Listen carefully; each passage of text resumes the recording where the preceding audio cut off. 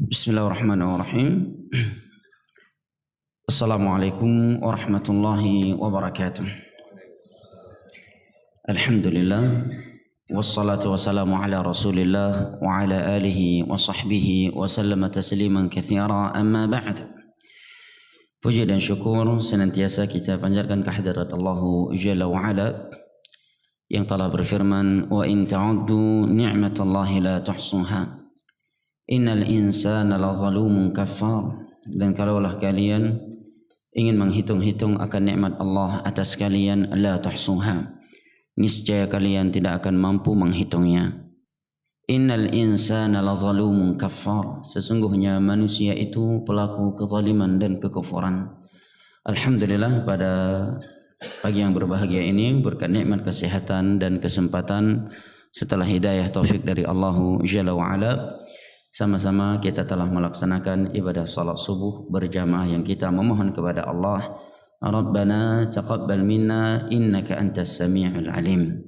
Salawat beserta salam senantiasa kita sanjung sajikan kepada Nabi besar kita, keluarga dan segenap sahabat-sahabat beliau radhiyallahu anhum yang telah bersabda, inna athqala salati 'alal munafiqin salatul isya'i wa salatul fajr walau ya'lamuna ma fihima la atauhuma walau habwa.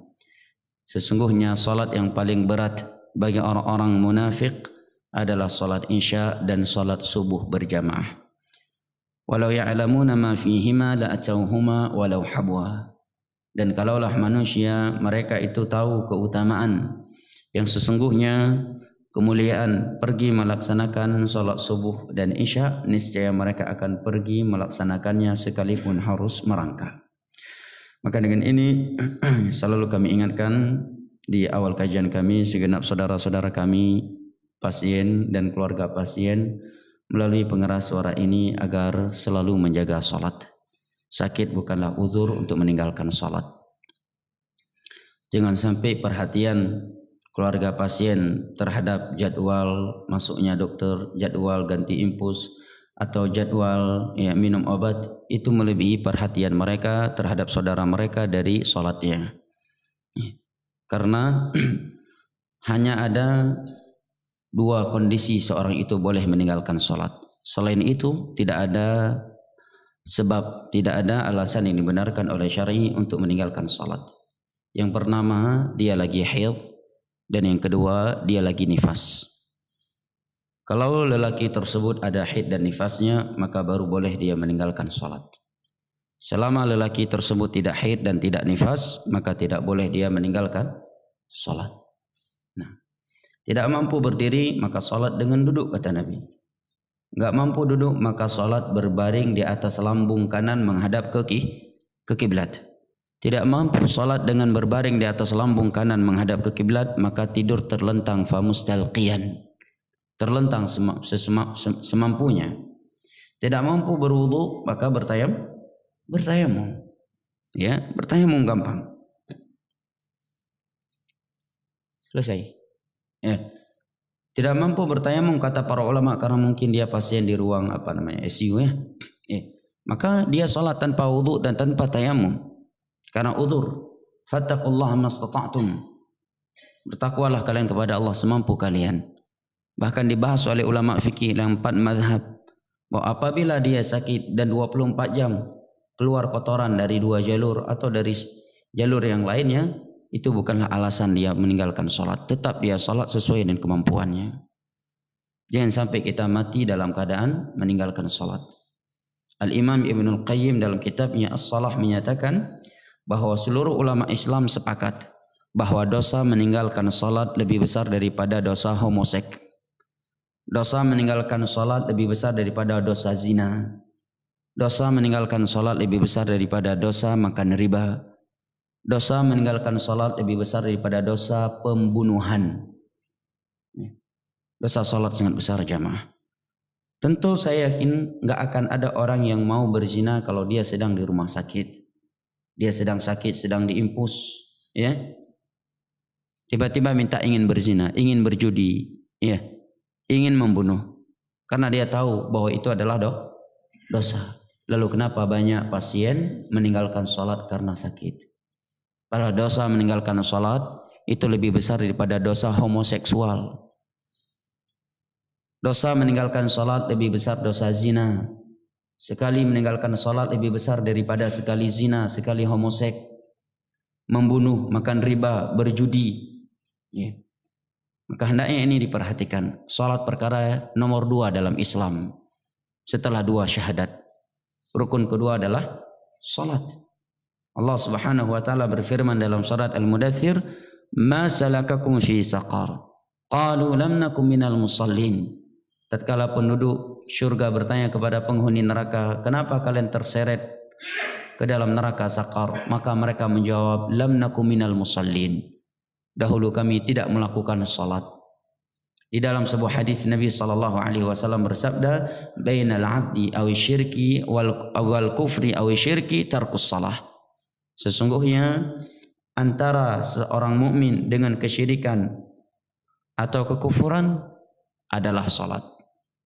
Dalam riwayat yang lain Nabi bersabda, "Al-ahdul ladzi bainana wa bainahum as-shalah faman tarakaha faqad kafar." Sesungguhnya perbedaan perjanjian antara kita dengan orang-orang kafir adalah salat, yang meninggalkannya adalah kafir.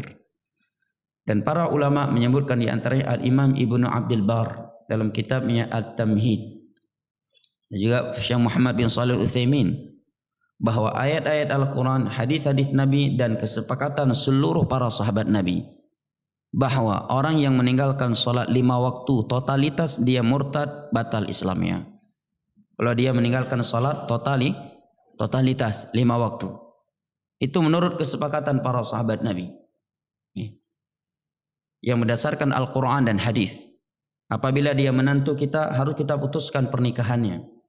Nah, itu kesepakatan para sahabat Nabi yang dinukilkan oleh Abdullah bin Syaqiq, seorang ulama tabi'in. Yang terjadi khilaf adalah apabila dia sholatnya bolong-bolong. Nah, maka saya nasihati saudara-saudara saya pasien melalui pengeras suara ini dan keluarga pasien agar benar-benar memperhatikan sholat. Kalau dia pasien yang musafir dari luar Banda Aceh, ya, maka dia boleh menjamak dan qasar. Menjamak zuhur dan asar, baik jamak takdim atau jamak takhir. Maghrib dengan isya dia jamak takdim atau jamak takhir dengan mengkasarnya, yang 4 menjadi 2 rakaat. Ya.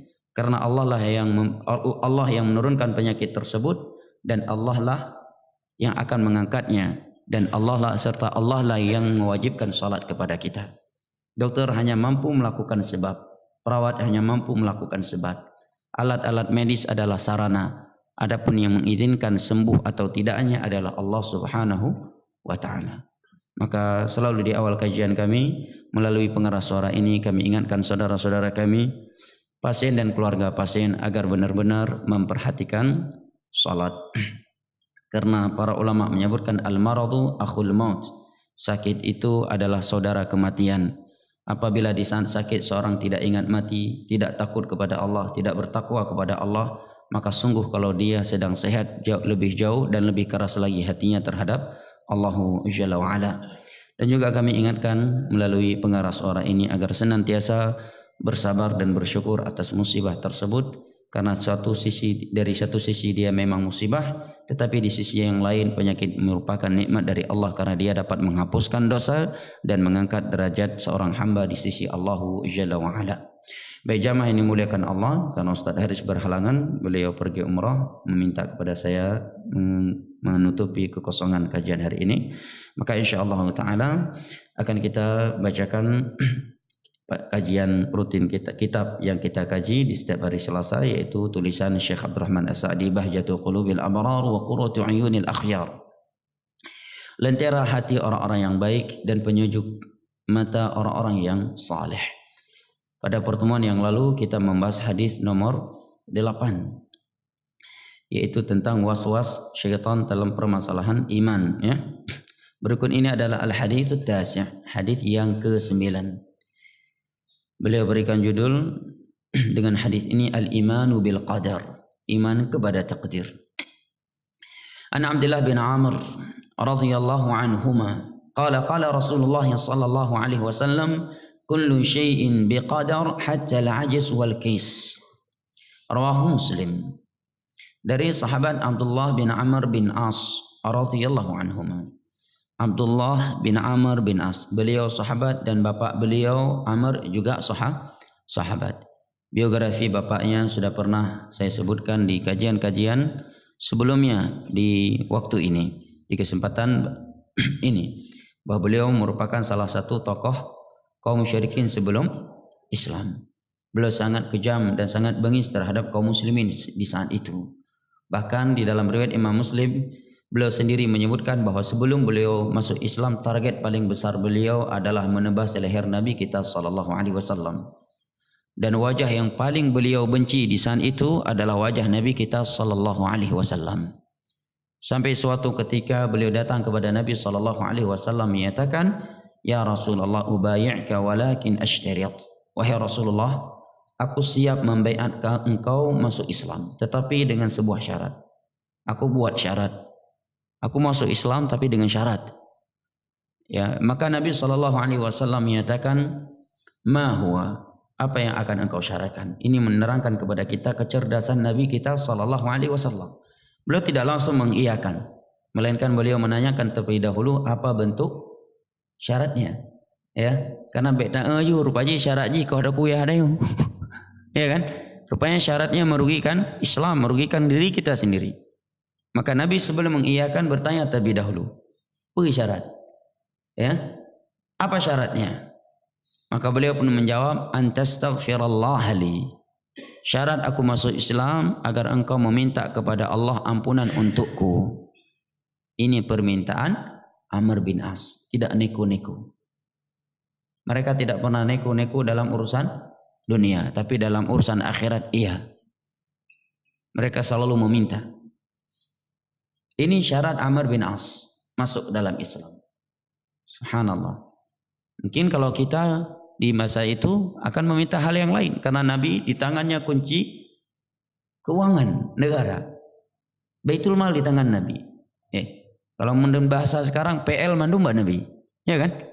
Seluruh paket yang kecil mau yang besar Mbak Nabi. Jadi dalam kem dua heboh. Jadi lon tamang Islam pi paket tonyo kelong mandum Nabi.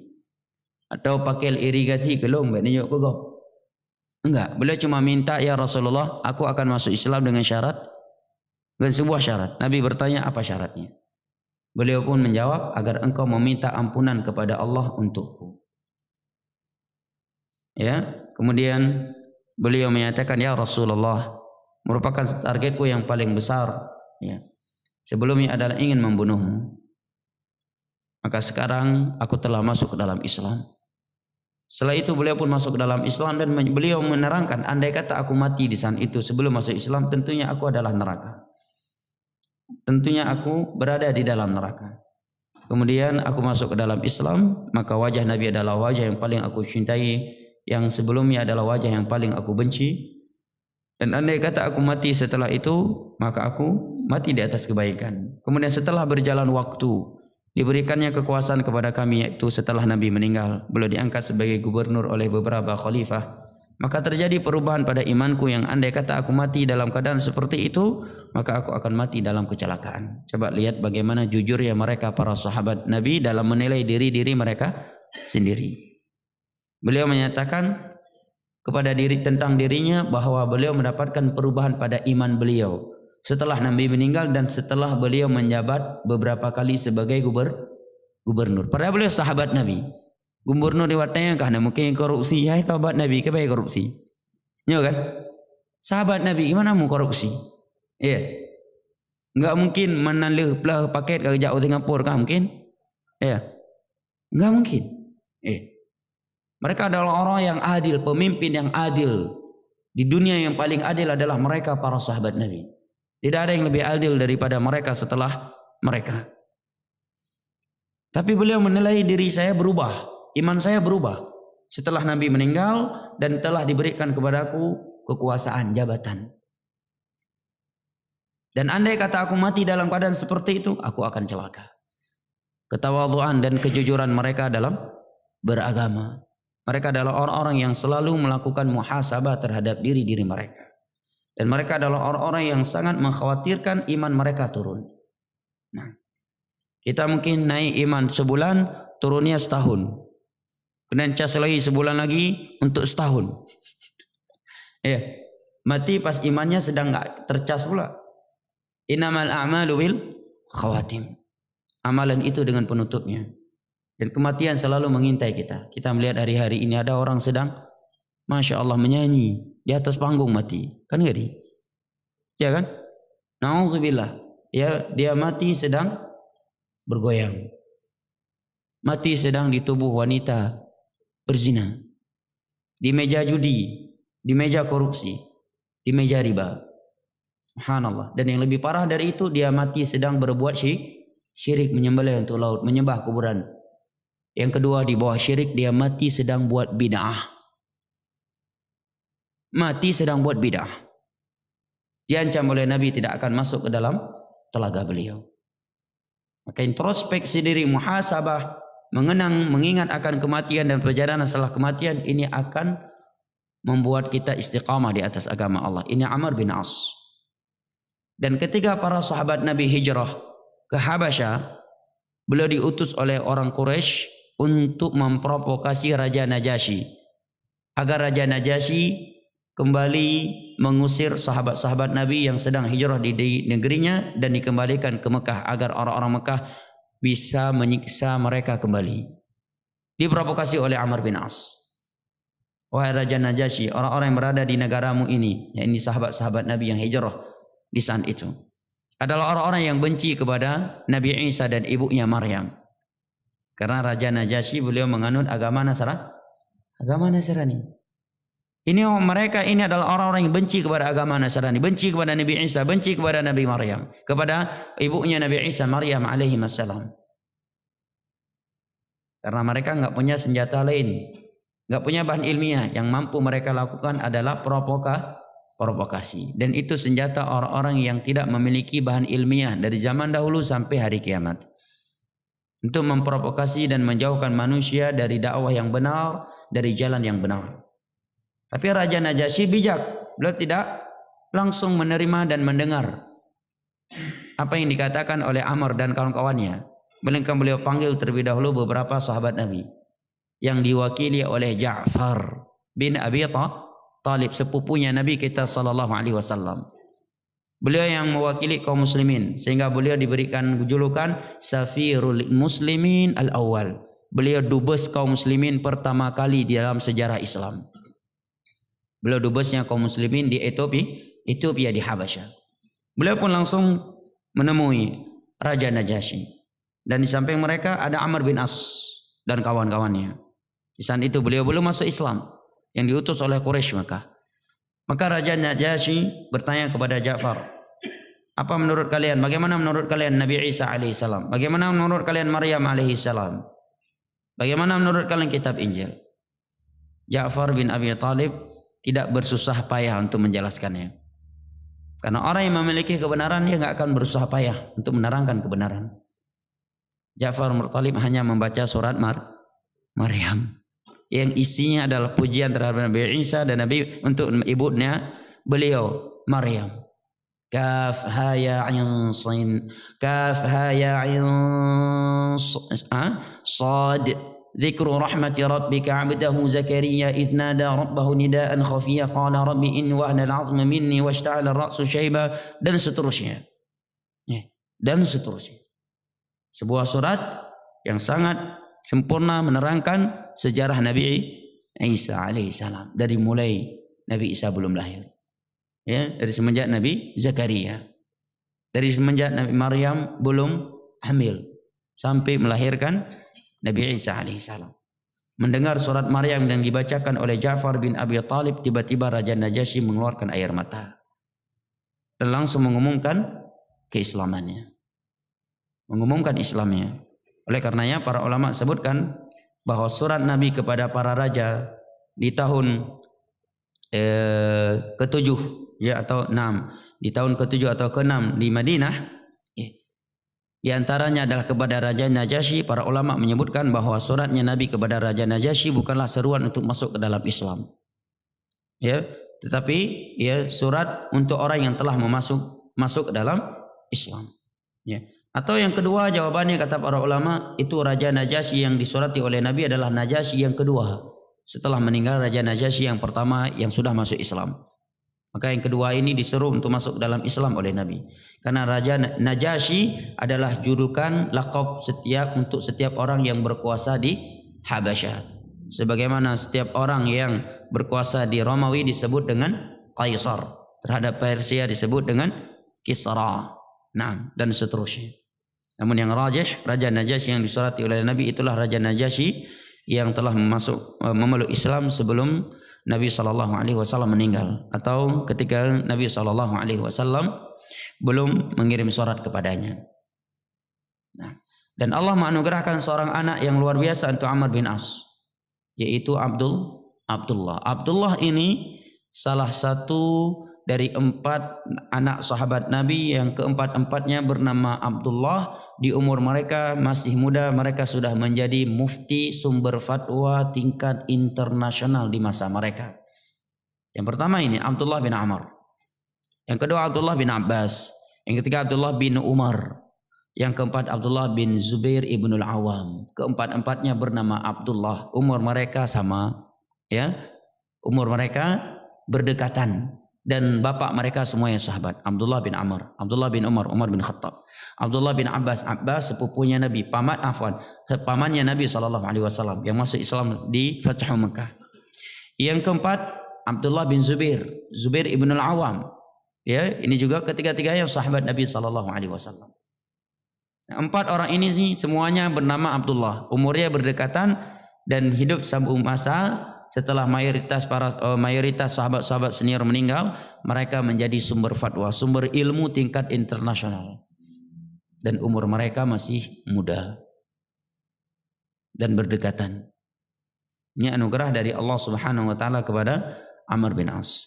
Bahwa Abdullah bin Amr bin As menyatakan bahwa Rasulullah sallallahu alaihi wasallam bersabda, segala sesuatu itu dengan takdir. Kelemahan dan kecerdasan pun itu dengan takdir. Hadis ini diriwayatkan oleh Imam Muslim dari sahabat pada nomor 200 atau 2655 sebagaimana yang disebutkan oleh muallif di sini. Hadis ini dibawakan oleh penulis di sini untuk menerangkan kepada kita rukun iman kepada takdir. Hal yang dimaklumi bahwa iman kepada takdir adalah salah satu dari 6 rukun iman. Iman kepada Allah, iman kepada malaikat, iman kepada kitab samawiyah, ya, iman kepada Rasul, iman kepada hari akhir dan iman kepada takdir. Jangan sampai kita cuma menghafal nambah imannya madang, tapi kita nggak paham apa yang dimaksud dengan iman kepada Allah. Karena sekedar hafal rukun iman nambah ahok itu dumti nambah rukun iman. Cinta yang mbak ahok. Nambah rukun iman ahok. Pasti akan dia jawab nambah. Ya, orang-orang kafir hafal rukun iman ada 6, rukun Islam ada 5. Tapi yang lebih tidak kalah penting dari mengetahui rukun iman dari 6 adalah rukun-rukun iman setiap 6 rukun iman itu. Kapan seorang dikatakan telah memahami, telah beriman kepada Allah? Kapan seorang itu dikatakan telah beriman kepada para malaikat? Kapan seorang itu dikatakan telah beriman kepada takdir? Ada rukun-rukun. Ada rukun-rukunnya setiap 6 rukun iman itu. Yang apabila salah satu dari rukunnya itu dia belum dia imani, maka dikatakan dia belum beriman terhadap 6 rukun iman. Dan itu dikupas tuntas oleh para ulama dalam kitab-kitab akidah. Dan sekarang kita sedang membahas bab takdir. Dan di majelis kita ini sudah pernah saya bahas ya rukun-rukun setiap 6 rukun iman. Sekarang kita akan membahas iman kepada takdir. Iman kepada takdir memiliki 4 rukun. Yang apabila salah satu dari 4 rukun tersebut tidak diimani, maka iman seorang kepada takdir belum sah. Dan apabila iman seorang kepada takdir belum sah, maka dia belum dianggap beriman. Karena takdir salah satu dari 6 rukun iman. Syarat yang pertama adalah al-kitabah. Kita mengimani bahwa segala sesuatu itu telah ditulis oleh Allah di dalam Lauhul Mahfuz. Yang telah terjadi, yang sedang terjadi, yang akan terjadi. itu telah ditulis oleh Allah di dalam Lauhul Mahfuz. Apa dalilnya? Dalilnya adalah salah satu ayat ini dibacakan oleh imam kita tadi dalam salat dari surat Yasin. Wahsainahu fi kitabim mubin. Dalam Lauhul Mahfuz. Ya. Telah ditulis seluruhnya itu di dalam Lauhul Mahfuz dan ayat-ayat yang lainnya dalam Al-Qur'anul Karim. Rukun iman kepada takdir yang kedua adalah al-ilm. Al-ilm, mengimani ilmu Allah Jalla wa Ala yang maha luas.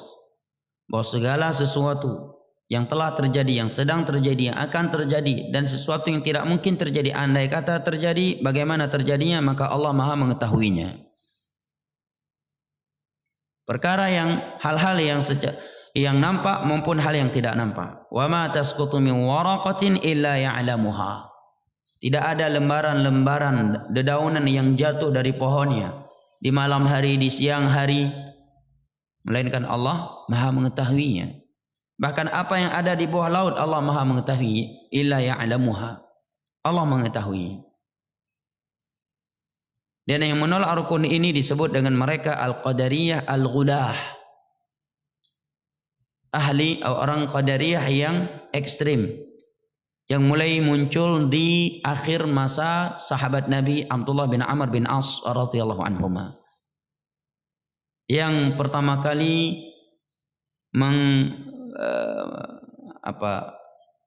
kalau bahasa antum sekarang men-share mazhab ini, apa bahasa lain? Yang pertama kali men-share mazhab ini adalah Ma'bad al-Juhani di Irak. Ma'bad al-Juhani. Dia admin mazhab ini ya. Ya, dia adminnya. Dia tokohnya. Tinggal di Irak. Orang yang saleh, salat 5 waktu. Dia berkata innal amra unuf. Allah mengetahui sesuatu itu kalau sesuatu itu sudah terjadi. Itu baru namanya takdir. Kalau belum terjadi mah itu bukan takdir. Kalau sudah terjadi baru takdir atuh katanya. Bisa batal Islamnya kalau demikian. Ya kalau dia tidak bertobat. Ya. Karena dia mengingkari ilmu Allah Jalla wa Ala. Disampaikan kepada Abdullah bin Amr. Abdullah bin Umar, putranya Umar bin Khattab. Di saat itu beliau sedang tawaf di Ka'bah. Wahai Abdullah bin Umar, di Irak ada seorang bernama Ma'bad al-Juhani. Dia tokoh agama dan dia memiliki akidah innal amra unuf. Bahwa Allah mengetahui sesuatu itu kalau sesuatu itu telah terjadi, wahai Abdullah. Apa kata Abdullah bin Umar? Beliau sedang tawaf di depan Ka'bah. Mendengar laporan masyarakat Mekah tentang akidah Ma'bad al-Juhani ini, beliau langsung berkata, akhbirhum anni bari'un minhu wa annahum bara'u minni walau annahum anfaqu mithla uhadin dhahaba lama qabilahu Allah minhum hatta yu'minu bil qadar. Sampaikan kepada mereka bahwa Abdullah bin Umar bukan dari mereka, berlepas diri dari mereka. Mereka berlepas diri dariku. Andai kata mereka menginfakkan emas sebesar gunung Uhud, Allah tidak akan menerimanya dari mereka kecuali mereka mau beriman kepada takdir. Kata Imam Nawawi ketika mensyarah hadis ini hadis yang hadis pertama dalam kitab Sahih Muslim dalam pembahasan iman. Kata Imam Nawawi yang mensyarah hadis ini menerangkan kepada kita bahwa Abdullah bin Umar menganggap Abdullah Ma'bad al-Juhani CS telah kafir murtad batal Islamnya. Buktinya beliau menyatakan aku berlepas diri dari mereka dan andai kata mereka menginfakkan emas sebesar gunung Uhud Allah tidak akan menerimanya dari mereka. Karena kalau dia muslim, Allah akan menerima ibadah seorang muslim. Dan kalau mereka masih muslim, tentu Abdullah bin Umar tidak berlepas diri dari mereka. Karena muslim adalah bagian dari muslim yang lainnya. Kata Imam Nawawi. Fatal kan? Akidah jemaah. Kekeliruan akidah sangat fatal. Ya, jangan terkena syubhat seorang yang memuji Syiah. Walaupun dia bergelar profesor. Akidah itu dalam hati. Ya, walaupun kita mengucapkan hal-hal yang berbeda dengan apa yang di hati kita, ya nggak masalah karena akidah itu di hati. Kita ucapkan selamat Natal, tapi hati kita tetap meyakini Allah Maha Esa. Nggak masalah karena akidah itu di hati, bukan di lisan. La haula wala quwata illa billah. Kalau kita mau jawab pakai rasio juga bisa. Kita bilang kalau alasannya yang penting akidah kita nggak di hati, nggak berubah. Adapun ucapan itu tidak mengapa. Berarti boleh dong kita berkata selamat berzina ya. Di hati kita tetap kita meyakini zina itu adalah haram. Boleh dong. Kepada orang yang sedang berzina kita bilang selamat berzina ya, selamat merampok ya, selamat membunuh, selamat berzina, selamat homoseks. Tapi di hati kita tetap meyakininya itu haram. Boleh dong kalau itu alasannya. Iya kan? Karena katanya kita mengucapkan selamat Natal nggak apa-apa karena itu cuma sekedar di lisan. Selama hati kita tetap meyakini qul huwallahu ahad. Nggak masalah. Itu sekedar ucapan. Akidah kita tidak berubah gitu. Kalau demikian boleh dong kita bilang kepada orang yang sedang berzina, selamat berzina, selamat homoseks, selamat berjudi, selamat nge-show dalam diskotik. Hati kita tetap meyakini bahwa perbuatan itu perbuatan yang haram. Kancu agama ambil lagi yang cara beragama. Iya kan? Ini kalau kita mau pakai rasio. Tapi kalau kita menggunakan dalil, jelas Nabi dan Allah dan Rasulnya menilai, memberi nilai untuk ucapan walaupun itu tidak dari hatinya. Nabi bersabda, wa innal 'abda la yatakallamu bi kalimatin la yulqi laha balan yahwi biha fi nari jahannam 70 kharifa. Terkadang seorang hamba mengeluarkan sebuah kalimat yang dia tidak berikan perhatian. Rupanya kalimat tersebut dapat menyeret dia ke dalam neraka jahanam yang perjalanan ke bawahnya selama 70 tahun. Contoh yang kedua kata Syalbani, ucapan itu ya memberi ada nilainya sekalipun yang mengucapkannya tidak berniat seperti apa yang dia ucapkan. Adalah ucapan seorang sahabat kepada Nabi, Masya Allah wa syi'ta. Kalau bukan karena kehendak Allah dan kehendakmu, membarengkan kehendak Allah dengan kehendak Nabi SAW. Apa kata Nabi? Aja'altani lillahi niddan. Apakah kamu ingin menjadikan aku sebagai tandingan Allah? Kata para ulama yang mensyarah hadis ini 100% bisa dipastikan bahwa tidak ada keinginan di hati sahabat Nabi yang mulia ini untuk menjadikan Nabi kita sebagai tandingan Allah, sebagai sekutu Allah. Hanya saja ucapannya yang salah. Menggunakan kata wa, satu huruf salah je. Wa mendih gantongan summa. Karena wa memiliki makna mutlaqul jam'i fil hukum. Membarengkan hukum antara kata sebelumnya dengan kata yang datang setelahnya. Ja'a Muhammadun wa Zaidun, menunjukkan Muhammad dan Zaid satu hukum yaitu dah datang. Wa tok tambah huruf salah. Nabi menyatakan aja'altani lillahi niddan, apakah kamu ingin menjadikan aku dengan sebagai tandingan Allah? Langsung dibawakan ucapan ini kepada konsekuensinya, kepada kandungan maknanya. Walaupun Nabi tidak memvonis dia melakukan konsekuensi katanya, tapi kalimatnya dibawa kepada konsekuensi oleh Nabi. Ini menunjukkan kepada kita bahwa kalimat memiliki arti. Contoh yang ketiga, di perang Tabuk ada beberapa orang bercanda, bersunda gurau untuk menghilangkan kelelahan yang mereka rasakan di medan perang. Maka mereka menyatakan, wallahi ma ra'ayna arghaba butunan wa ajibana 'inda liqa min haula. Ada yang berkata, sungguh tidak ada orang yang lebih rakus dan lebih pengecut ketika bertemu dengan musuh yang pernah kita lihat seperti Muhammad dan kawan-kawannya. Seorang sahabat Nabi mendengar ucapan ini, langsung dia pergi melapor kepada Nabi. Maka orang yang berkata demikian ini langsung pergi kepada Nabi minta udhur, ya Rasulullah, kami cuma sekedar bercanda, bersunda gurau, main-main. Tujuannya untuk menghilangkan kelelahan yang sedang kami rasakan. Apa kata Nabi? Nabi hanya membacakan firman Allah, wala in sa'altum aqul abillahi wa ayatihi wa rasulihi kuntum tastahzi'un la ta'tadiru qad kafartum ba'da imanikum. Allah menyatakan, apakah dengan ayat Allah, dengan ayat-ayatnya, dengan Rasulnya kalian bersunda gurau, kalian bermain-main? Jangan kalian beralasan kalian telah murtad, batal Islamnya setelah keimanan kalian. Allah tidak menyatakan setelah keislaman, tetapi Allah menyatakan setelah keimanan, menunjukkan kata Syekhul Islam mereka bukan orang-orang munafik. Jelas ya? Karena kalau munafik akan Allah sebutkan seperti dalam ayat yang lain, ba'da islamikum la tamunnu alayya islamakum. Demikian juga dalam beberapa ayat yang lain ba'da islamikum. Tapi Allah menyatakan ba'da imanikum. Menerangkan kepada kita bahwa kalimat perkataan itu memiliki hukum dalam Islam. Makanya Nabi membuat undang-undang dasar dalam masalah ucapan, masalah lisan ini. Undang-undang dasar yang dibuatkan oleh Nabi adalah man kana yu'minu billahi wal yaumil akhir falyaqul khairan aw liyasmut. Barang siapa yang beriman kepada Allah dan hari akhir, hendaknya dia mengucapkan kebaikan.